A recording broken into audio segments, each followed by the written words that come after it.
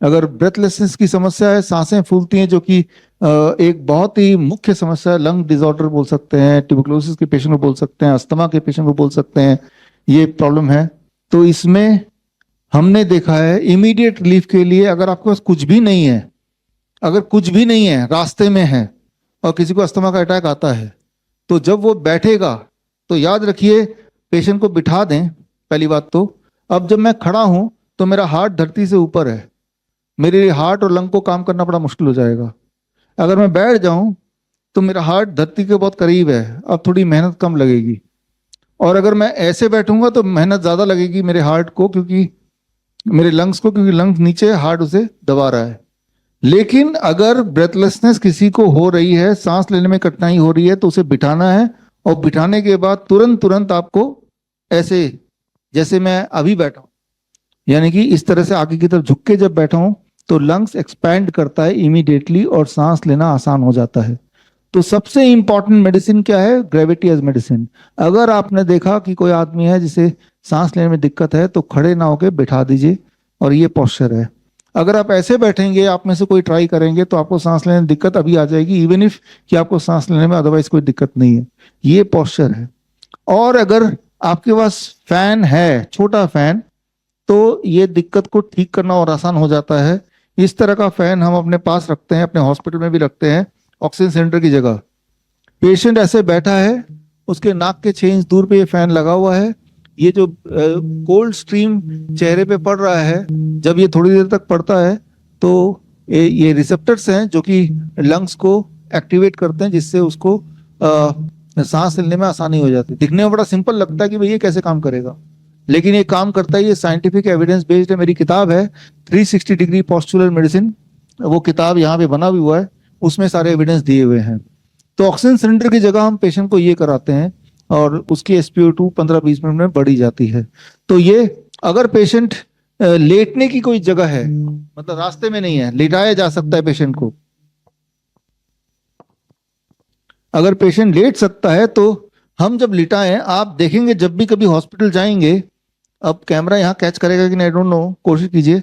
तो पेशेंट को आप देखेंगे जब भी कभी आप हॉस्पिटल में, पेशेंट को पीठ के बल लिटाया जाता है, ये पोस्चर होता है। अब हार्ट ऊपर है, लंग दबा हुआ है, वो पेशेंट को सांस आने में और दिक्कत हो जाएगी। ऊपर से ऑक्सीजन सिलेंडर का वो मास्क पहना हुआ है। हम उस पेशेंट को ऐसे लिटाते हैं, like this.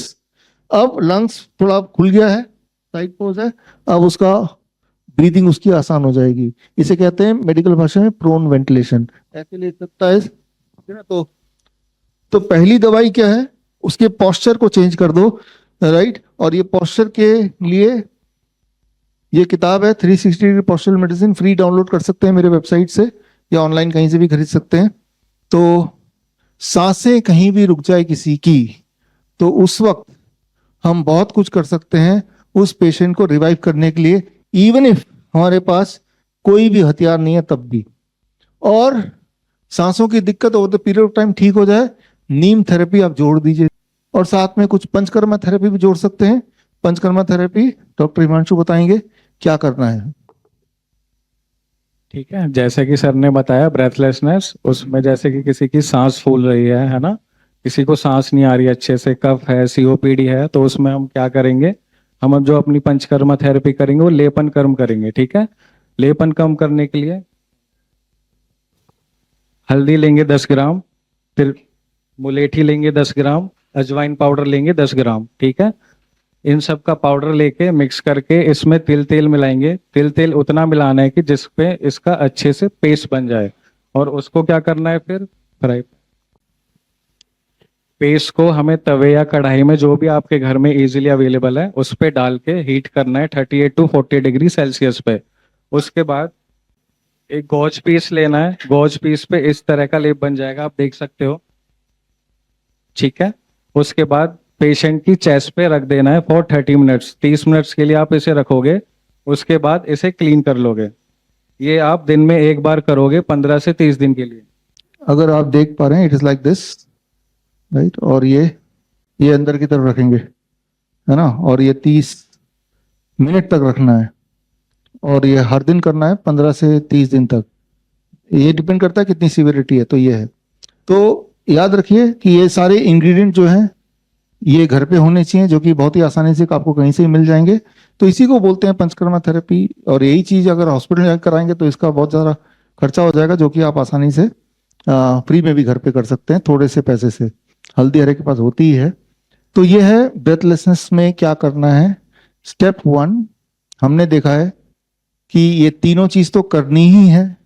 Step 2 Neem therapy, step 3 panchakarma का आपको लेपम पता चल ही गया है। बड़ी से बड़ी बीमारी का आसान से आसान इलाज घर बैठे ही हो सकता है। अधिक जानकारी के लिए कांटेक्ट करें nearest doctor BRC clinic @ home.